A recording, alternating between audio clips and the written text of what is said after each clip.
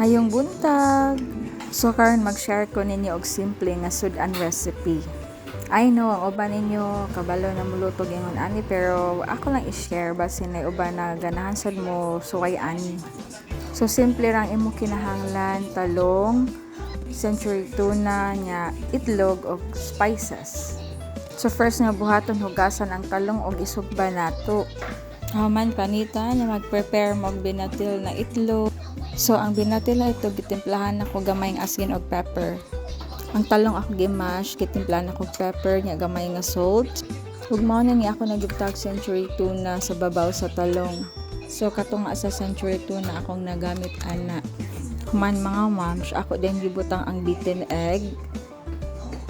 So since duha man siya kabuok, ako na lang siya gibahin.